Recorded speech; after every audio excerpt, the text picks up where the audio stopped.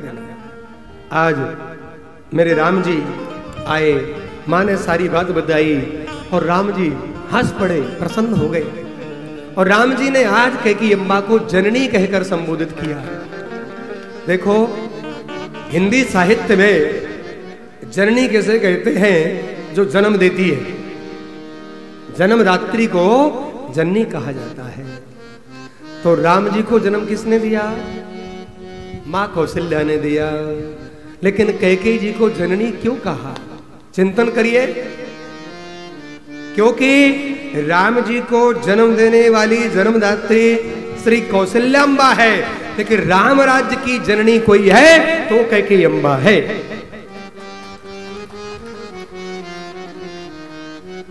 कैकेयी अम्बा ने जो त्याग किया है, जो बलिदान किया है, यदि कैकेयी अम्बा ना होती तो राम जी की कथा विवाह से आगे नहीं बढ़ती।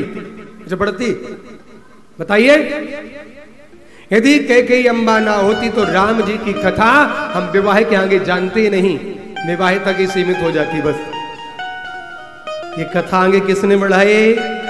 मां कैकेयी ने बढ़ाई। राम राज्य किसके द्वारा आया? मां कैकेयी के द्वारा आया। और राम राज्य आज मांगा जा रहा है तो उसके पीछे भी मां कैकेयी का त्याग है, उनका आशीर्वाद है। इसलिए आज राम जी ने मां कैकेयी को जननी कहा। सुन जननी सोई सुत बड़ भागी, और जो भी तुमात बचन अनुरागी। तनय मातु पितु पोषणहारा, और दुर्लभ जननी सकल संसार।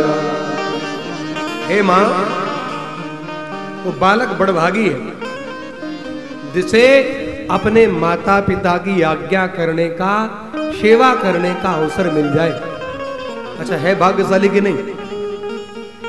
जिस माता पिता की सेवा करने का अवसर बालक को मिल जाए वो भाग्यशाली, बड़भागी।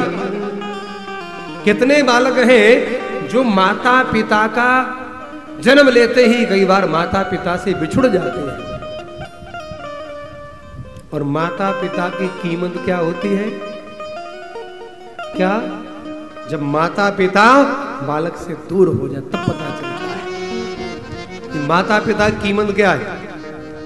भले आज के नौजवान अपने आप को बुद्धिमान माने, समझदार माने, लेकिन ये सत्य है कि माता पिता का त्याग है कि तुम इस धरातल पर डोल रहे हो। और उस मां ने तुम्हारे लिए अपनी जवानी खत्म कर दी, तब तुम आज जवान हुए हो। उसकी जवानी गई तब तुम्हारी जवानी आई है। तो सही मायने में तो माता पिता की जवानी मानो तुम्हें उधार मिल गई है, तब तुम चमक रहे हो। आज राम जी ने कहा, तने मात पित तोषण हारा, दुर्लभ जननी सकल संसार। हे मां, और बड़ी प्यारी बात कही है कि मुनि गण मिलन बिसेखि बन, सबहि भांति हित मोर, तेहि महापितु आयस बहुर, संबत जननी। राम जी ने 3 बार कैकेयी अम्बा को जननी जननी जननी कहकर संबोधित किया है। कितनी प्रसन्नता है।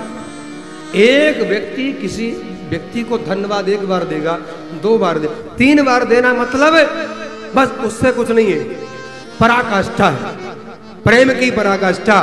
राम जी आनंदित हो गए। हे मां, तुमने बहुत बड़ा त्याग किया है, इसलिए मैं आज से तुम्हें अपनी जननी मानता हूं। और राम जी तैयार हुए। राम जी ने एक बार पूछा, मां और कोई मेरे से अपराध हुआ है? तब कहा कि अम्बा ने, हे राघव, तुम अपराध जोग नहीं ताता। क्या तुम अपराध है जोग नहीं ताता, जननी जनक बंधु सुखदाता। ध्यान ध्यान।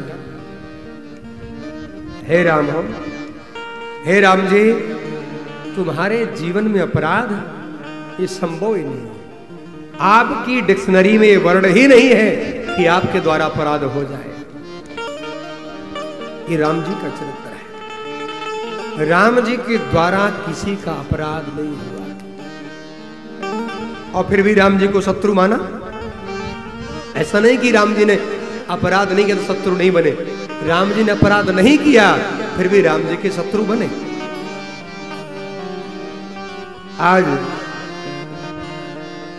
राम जी यहां से निकले, यद्यपि अवध की माताओं ने कैकेयी जी को बहुत कुछ कहा, अपशब्द भी कहे, लेकिन जब राम जी पहुंचे मां कौशल्या के पास तो मां ने कहा, ओ पुत्र आओ बैठो, थोड़ा जलपान कर लो।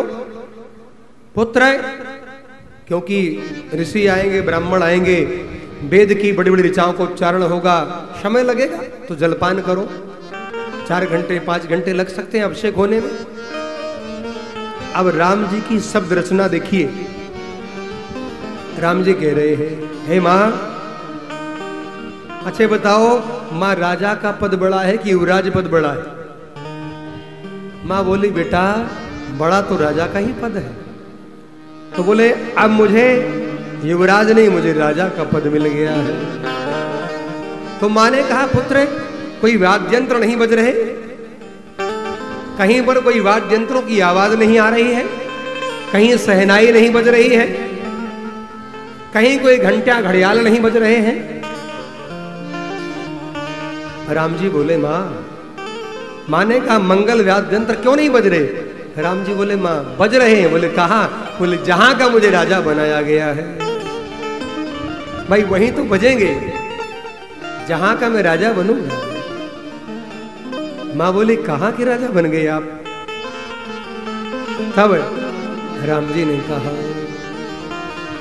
पिता दीन मोहि कानन राजो, अजह सब भाते मोर बड़का।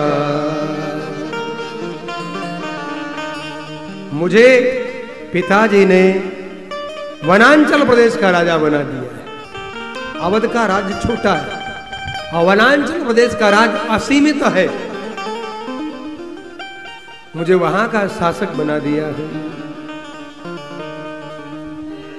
मां ने सुना तो मां क्या कहती है, हे पुत्र, मां कह रही है, जो केवल पितु आय सुखाता, हो तो जन जाओ जान बड़ी मां। पुराण का एक बहुत सुंदर वाक्य है। ये चौपाई में वाक्य परो दिया गोस्वामी जी ने। पुराण में लिखा है कि मां का अधिकार बालक के ऊपर, संतान के ऊपर पिता से 10 गुना ज्यादा होता है। उसी बात को मां ने कह दिया कि तो जन जाओ जान बड़ी माता। यदि पिताजी की आज्ञा है तो मेरा अधिकार ज्यादा है, आप रुक जाए। लेकिन आगे मैंने कहा, जो पितु मात कहूं बन जाना,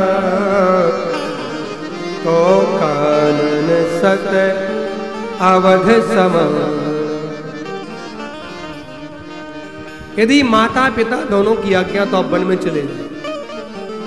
और वनांचल प्रदेश 100 अवध के बराबर है, मां कह रही है। मां ने कहा कि बड़ भागी वन अवध अभागे, और जो रघुवंश तिलक तुम त्याग। हे राघव, ये वनांचल प्रदेश आज भाग्यशाली हो गया, उसका भाग्य उदय हो गया और अवध का भाग्य फूट गया।